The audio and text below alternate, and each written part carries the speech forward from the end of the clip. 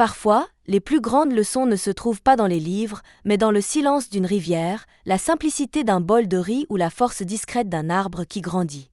À travers ces histoires, nous suivrons des êtres en quête de compréhension, confrontés au doute, à la peur ou à l'attachement. Chacun, à sa manière, découvrira que la sagesse ne réside pas toujours dans les réponses, mais dans la manière d'observer le monde et d'accueillir l'instant présent. Laissez-vous porter par ces récits empreints de sérénité et de réflexion, où chaque parole, chaque geste et chaque souffle de vent murmure une vérité intemporelle. Le voyage commence maintenant. Contint le sage et la rivière. Le soleil déclinait lentement à l'horizon, projetant une lueur dorée sur la surface ondulante de la rivière. Un vieux maître zen marchait paisiblement sur un sentier de terre battue, son bâton de bois frappant doucement le sol à chaque pas. À ses côtés, un jeune moine avançait en silence, absorbé par les bruits apaisants de la nature. Depuis plusieurs jours, ils avaient quitté leur monastère pour entreprendre un voyage sans destination précise. Le maître croyait que les plus grandes leçons ne se trouvaient pas dans les livres ou les prières, mais dans l'observation attentive du monde. « Maître, demanda soudain le jeune moine, pourquoi marchons-nous autant sans but précis ?» Le sage sourit et continua à avancer. « Parce que la vie elle-même est un voyage sans destination. Si tu ne profites que de l'arrivée, tu perds la beauté du chemin. » Le jeune moine réfléchit à ces paroles en regardant les ondulations de la rivière.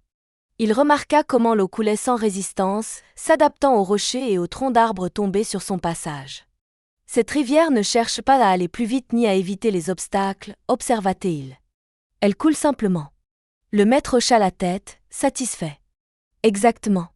La sagesse n'est pas de lutter contre la nature des choses, mais de les accepter et d'avancer avec elles. » Ils poursuivirent leur route en silence jusqu'à un petit pont de bois enjambant la rivière.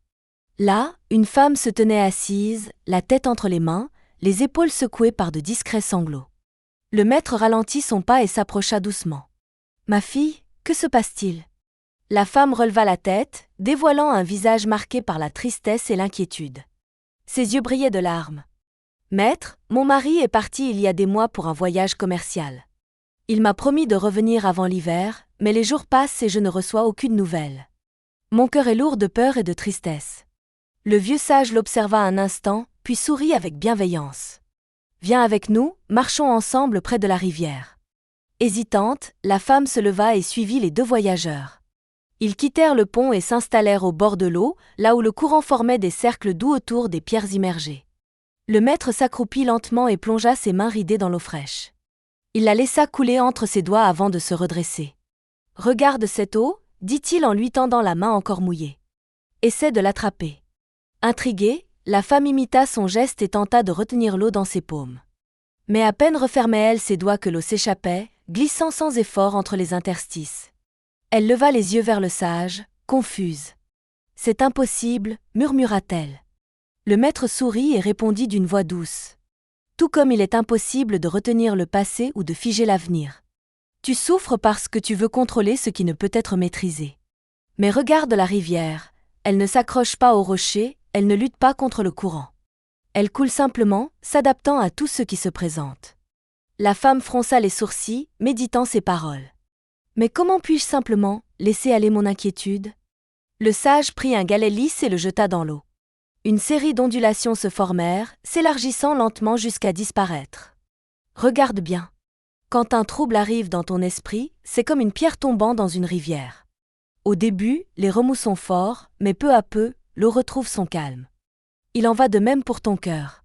Si tu laisses le temps faire son œuvre, la paix reviendra. » La femme resta silencieuse, fixant la surface de l'eau qui s'apaisait peu à peu. Le silence s'étira, seulement troublé par le murmure de la rivière et le bruissement du vent dans les feuillages. La femme contemplait l'eau, perdue dans ses pensées. « Maître, murmura-t-elle enfin, je comprends ce que vous voulez dire. Mais comment puis-je cesser d'avoir peur ?» Le vieux sage se redressa lentement, prenant appui sur son bâton. Il observa le courant avec une sérénité absolue. « Viens, dit-il doucement. Marchons un peu plus loin. » Le trio longea la berge, suivant le flux tranquille de l'eau. Après quelques minutes, ils arrivèrent à un endroit où la rivière devenait plus agitée. Les remous étaient plus forts, les vagues frappaient contre les rochers, éclaboussant les rives. « Regarde, » dit le maître en pointant le courant tumultueux. « L'eau ici semble troublée, agitée. Mais si tu observes bien, ce n'est qu'une phase. » Ils restèrent là un moment, observant le flux. Au bout de quelques mètres, après avoir surmonté les obstacles, la rivière retrouvait son calme, poursuivant son chemin comme si rien ne s'était passé. La vie est comme cette rivière, poursuivit le sage. Parfois, elle est paisible, parfois agitée. Mais rien n'est permanent. Ce que tu ressens aujourd'hui ne durera pas toujours. La femme soupira. Mais cette attente me ronge. Chaque matin, je me lève en espérant voir mon mari revenir. Chaque soir, je vais me coucher le cœur lourd. Comment puis-je vivre sans savoir ? Le maître se tourna vers elle et la fixa avec douceur. Le problème n'est pas l'attente. C'est la façon dont tu la vis. Regarde encore la rivière.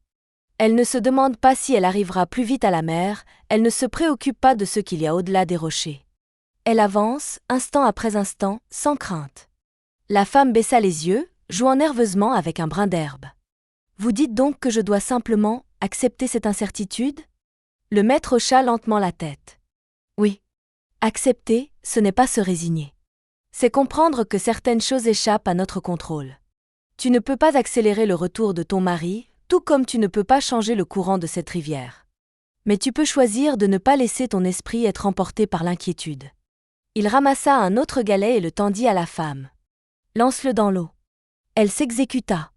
La pierre fendit la surface avec un bruit sourd, puis coula rapidement jusqu'au fond. Maintenant, regarde bien. La femme observa. Les ondes s'élargirent doucement avant de disparaître. L'eau, qui avait été brièvement troublée, retrouva son calme naturel. Ton esprit est comme cette rivière, dit le maître. Les inquiétudes sont des pierres qui troublent la surface.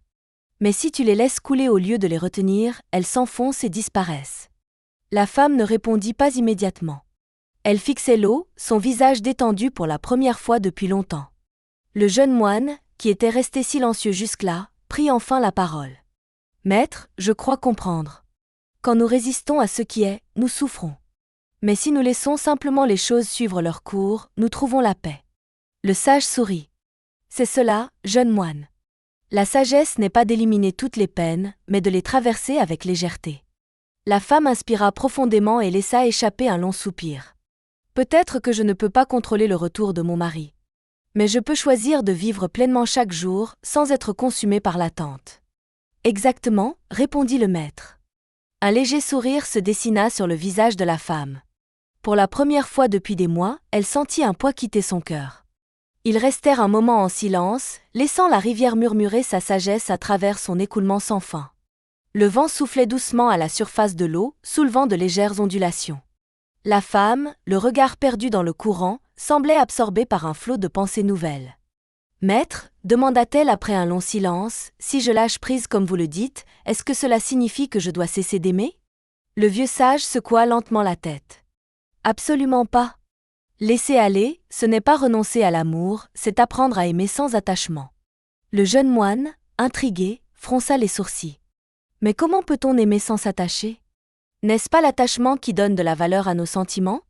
Le maître sourit et ramassa une feuille qui flottait sur l'eau. Il la posa délicatement sur la paume de sa main. « Regarde cette feuille, dit-il. Elle repose sur ma main sans que je la serre. Elle est là, libre, et pourtant, elle est en contact avec moi. » Puis, il referma lentement ses doigts sur la feuille. Maintenant, elle est prisonnière. Elle se froisse, se brise, perd sa forme naturelle. C'est ce que fait l'attachement excessif. Il comprime, il enferme, il crée la peur de perdre. Il rouvrit la main et laissa la brise emporter la feuille sur l'eau.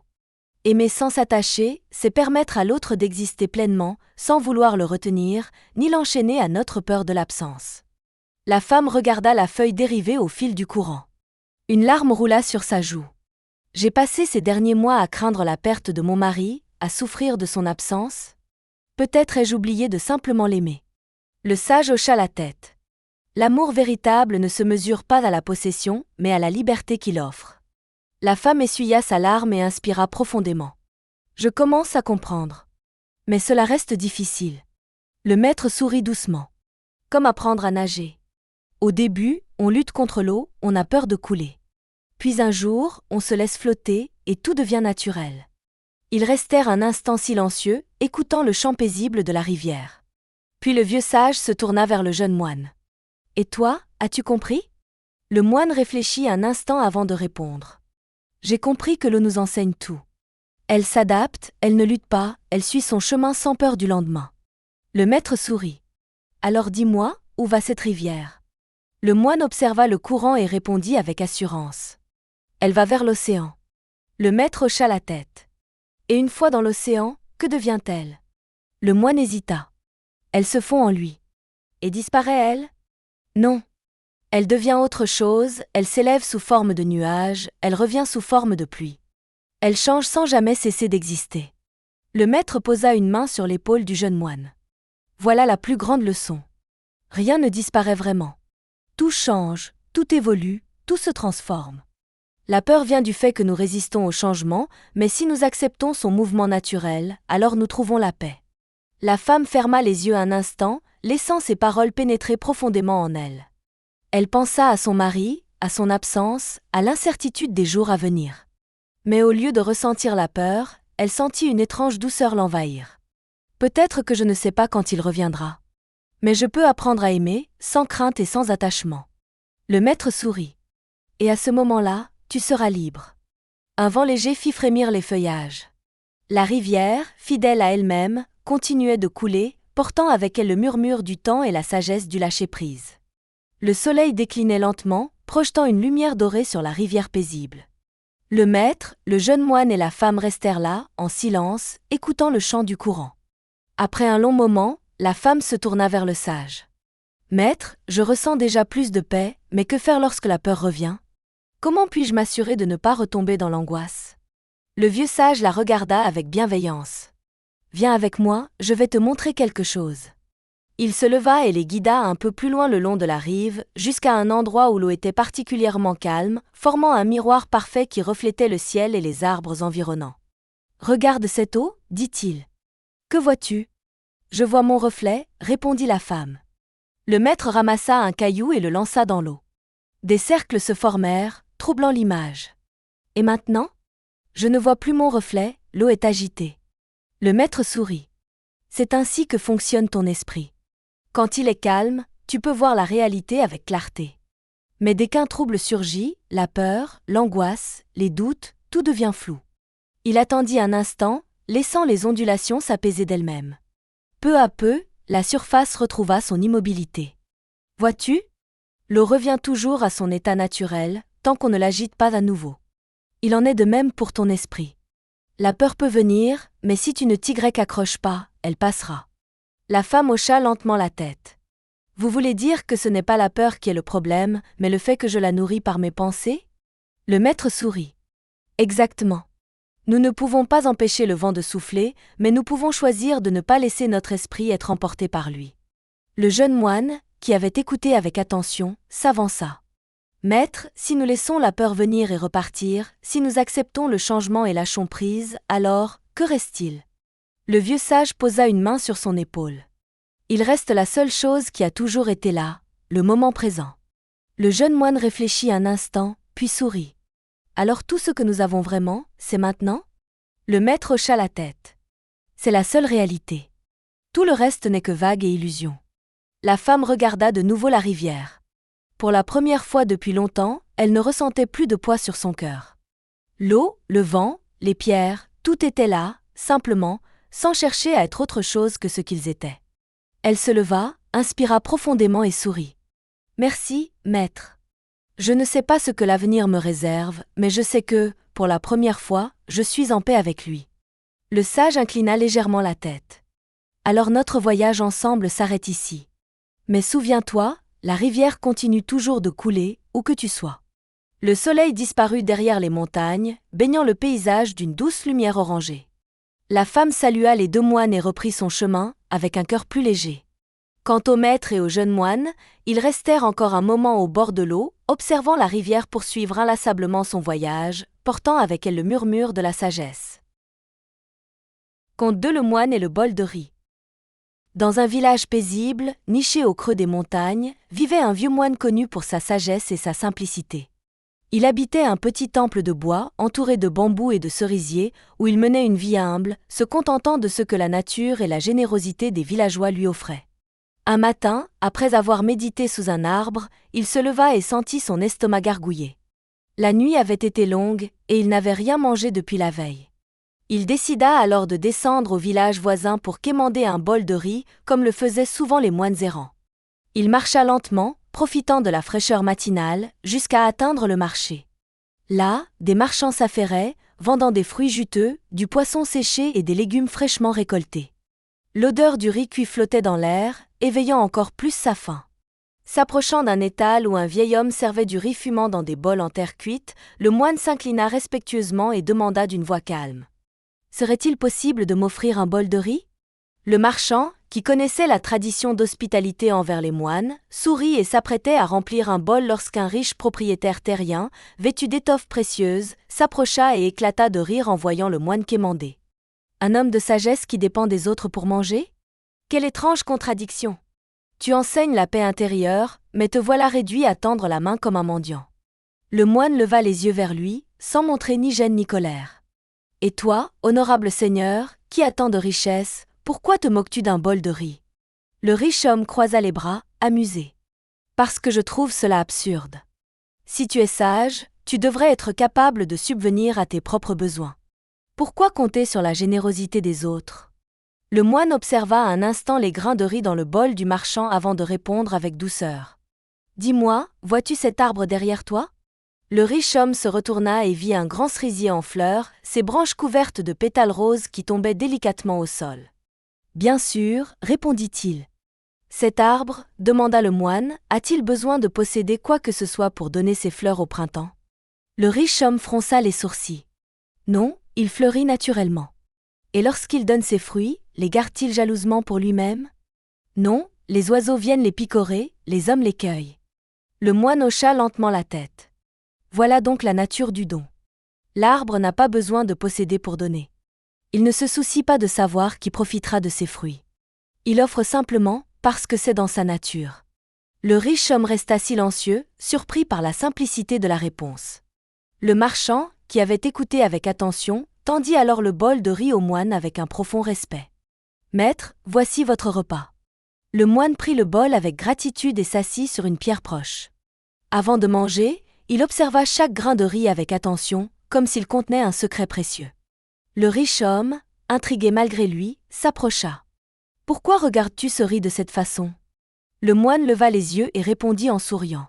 « Parce que dans chaque grain de riz, il y a la terre qui l'a nourri, l'eau qui l'a abreuvé, le soleil qui l'a fait grandir et le fermier qui l'a cultivé. Manger ce riz, c'est honorer tout cela. » Le riche homme, pour la première fois, sentit qu'il venait d'apprendre quelque chose qu'il n'avait jamais compris auparavant.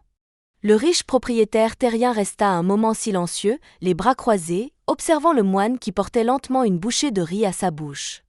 Le moindre de ses gestes était empreint de calme et de gratitude, comme si ce repas, pourtant si simple, était un trésor inestimable. Intrigué, le riche homme s'assit à côté de lui. « Tu parles de la nature du don, mais tu oublies une chose, dit-il. Cet arbre dont tu parles ne dépend de personne. Toi, en revanche, tu relis ton existence à la générosité des autres. Si demain plus personne ne t'offre de riz, que feras-tu ? » Le moine avala tranquillement sa bouchée avant de répondre. « Si plus personne ne m'offre de riz, alors je jeûnerai. » Le riche homme haussa un sourcil. « Et si la famine frappe ? Si les récoltes sont mauvaises ? » Le moine posa le bol sur ses genoux et tourna lentement la tête vers son interlocuteur. « Et toi, riche seigneur, si la famine vient, que feras-tu ? » « J'achèterai des réserves. » « Et si la famine dure plusieurs années ? » Le riche homme ouvrit la bouche pour répondre, puis s'interrompit, perplexe. « Je suppose que mes réserves finiront par s'épuiser. » Le moine hocha la tête. « Alors, toi aussi, tu connaîtras la fin. Nous sommes tous soumis aux lois de la nature. Aucune richesse ne peut nous en soustraire. » Le riche homme fronça les sourcils. « Mais pourquoi ne pas travailler pour assurer ta propre subsistance ? Pourquoi vivre ainsi, en dépendant des autres ? » Le moine lui sourit doucement. « Crois-tu que je ne travaille pas ? » Il désigna son bol. « Ce bol de riz que tu vois, je ne l'ai pas cultivé, certes, mais chaque jour, j'enseigne la paix et la sagesse à ceux qui me le demandent. Chaque jour, j'offre mon écoute à ceux qui souffrent, et je partage ce que j'ai appris au fil des ans. Est-ce si différent du paysan qui laboure son champ, ou du potier qui façonne l'argile ? » Le riche homme croisa les bras, son esprit oscillant entre la curiosité et le doute. « Pourtant, ta survie ne dépend pas de ton travail, mais de la générosité d'autrui. Le moine secoua la tête. La mienne comme la tienne, en réalité. Crois-tu que ta richesse existe par ta seule volonté? J'ai travaillé dur pour ce que je possède. Et ceux qui ont labouré tes champs? Et ceux qui ont fabriqué tes vêtements? Ceux qui ont bâti ta maison? Si ces hommes décidaient un jour d'arrêter, pourrais-tu tout faire par toi-même? Le riche homme ouvrit la bouche, mais aucun mot ne sortit.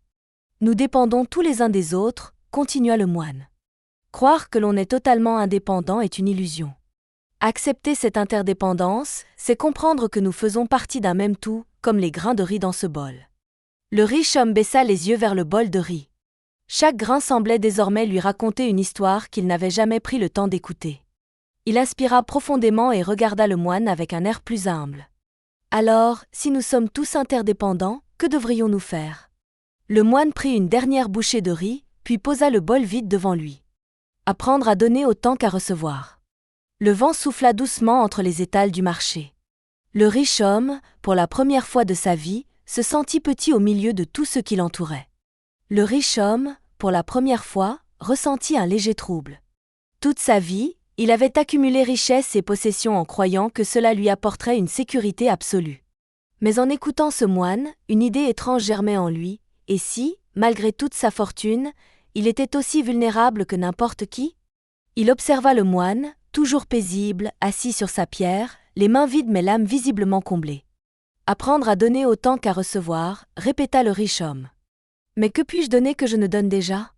J'emploie des travailleurs, je nourris ma famille, j'aide parfois les villageois quand ils ont besoin d'argent. Le moine hocha doucement la tête. Ce sont de nobles gestes, en effet. Mais dis-moi, quand tu donnes, qu'attends-tu en retour? Le riche homme fronça les sourcils. Rien. Le moine le fixa, puis esquissa un sourire. Vraiment?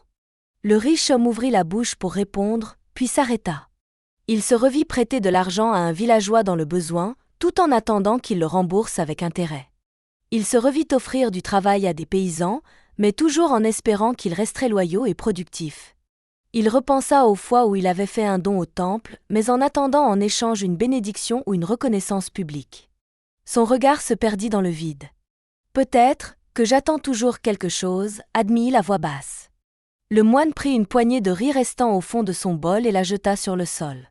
Aussitôt, quelques moineaux descendirent picorer les grains avec joie. Ces oiseaux, vois-tu, ne me remercieront pas. Ils ne savent même pas qui leur a donné cette nourriture. Et pourtant, je l'ai offerte. Le riche homme observa la scène en silence. Tu veux dire que donner sans rien attendre est la forme la plus pure de don? Exactement, répondit le moine. Quand nous donnons avec une attente, ce n'est plus un don, c'est un échange. Le riche homme croisa les bras, pensif. Mais alors, si nous donnons sans rien attendre, à quoi cela sert-il? Le moine sourit et désigna de nouveau les oiseaux. À quoi sert une fleur qui parfume l'air? À quoi sert une étoile qui brille dans la nuit? Le riche homme resta silencieux. La nature donne sans calculer. L'arbre donne ses fruits, la rivière offre son eau, le vent souffle sans se soucier de qui en profite. Ce n'est pas une question d'utilité, mais d'harmonie. Le riche homme hocha lentement la tête. Et si tout le monde ne faisait que prendre? Le moine ramassa un grain de riz tombé sur sa robe et le montra au riche homme. La nature est un équilibre. Ce grain de riz vient d'une rizière. Quelqu'un l'a planté, un autre l'a récolté, un autre l'a cuit, et maintenant, je le mange. Mais un jour, quand mon corps retournera à la terre, il nourrira à son tour quelque chose d'autre. Tout est un cycle. Le riche homme, pour la première fois, ressentit une humilité profonde. Toute sa vie, il avait cru que sa richesse le mettait au-dessus de ce cycle. Mais en vérité, il en faisait partie, comme tout le monde. Le moine se leva lentement et s'étira. Il est temps pour moi de reprendre ma route. Le riche homme le regarda, hésitant. Attends. J'aimerais t'offrir quelque chose avant que tu partes. Il ouvrit sa bourse et en sortit une pièce d'or. Le moine secoua la tête en souriant. Je n'ai pas besoin d'or. Le riche homme fronça les sourcils. Mais alors, que puis-je te donner? Le moine le regarda dans les yeux et lui répondit avec douceur. Rien. Mais à quelqu'un d'autre, peut-être, tu pourras donner sans rien attendre en retour. Le riche homme serra la pièce d'or dans sa main, sentant que ce simple conseil valait bien plus que toute sa fortune. Le vent souffla légèrement, faisant frémir les feuilles des arbres. Le moine s'éloigna sur le sentier, laissant derrière lui un homme transformé. Le riche homme resta longtemps assis sur sa pierre, la pièce d'or toujours serrée dans sa main. Le moine s'éloignait lentement sur le sentier, son bâton traçant de légères empreintes dans la poussière. Le marché reprenait son activité, mais quelque chose en lui avait changé. Il repensait aux paroles du moine. Donner sans attendre en retour? Cela lui semblait si simple, et pourtant si étranger à sa manière de vivre. Après un moment, il se leva et s'approcha du vieux marchand de riz. « Vieil ami, commença-t-il, combien de bols de riz pourrais-je acheter avec cette pièce d'or » Le marchand le regarda avec étonnement. « Avec une pièce d'or ? Des centaines, peut-être plus. » Le riche homme resta pensif, puis, soudain, il tendit la pièce au marchand. « Donne à manger à ceux qui en ont besoin. » Le marchand cligna des yeux, surpris. « Vous êtes sûr ? » ?»« Oui. Mais ne dis à personne que c'est moi qui ai donné cette pièce. » Le marchand hocha lentement la tête et accepta l'or avec respect. Il savait que cet argent nourrirait de nombreuses bouches. Le riche homme quitta le marché, ressentant une étrange sensation. Une légèreté nouvelle, comme si un poids invisible venait de quitter son cœur. Sur le chemin du retour, il croisa un vieil homme assis sous un arbre, un bâton entre les mains, le regard perdu dans le lointain. « Vous avez l'air fatigué, » dit le riche homme. Le vieil homme leva les yeux et sourit faiblement. « La route a été longue, mais je suis simplement assis ici, profitant du vent. » Le riche homme observa ses vêtements usés, ses sandales fatiguées. « Avez-vous mangé aujourd'hui ? » ?»« Pas encore, » répondit doucement le vieil homme. « Mais cela viendra, comme tout finit toujours par venir. » Sans un mot, le riche homme fouilla dans son manteau et sortit un petit pain qu'il avait pris au marché. Il le tendit au vieil homme, qui le regarda avec surprise. « C'est pour moi ? » ?»« Oui, mangez. » Le vieil homme accepta le pain avec gratitude, mais avant de le rompre, il leva les yeux vers son bienfaiteur. « Pourquoi me donnez-vous cela ?» Le riche homme ouvrit la bouche, puis s'arrêta. Un sourire apparut lentement sur son visage. « Pour rien. » Le vieil homme le regarda avec intensité, puis sourit à son tour. Il rompit le pain et en tendit la moitié au riche homme. « Alors partageons. » Le riche homme éclata de rire, accepta le morceau et s'assit à côté du vieil homme sous l'arbre. Pour la première fois depuis longtemps, il se sentit en paix. Dans une vallée entourée de hautes montagnes, un jeune arbre avait pris racine près d'un ruisseau cristallin.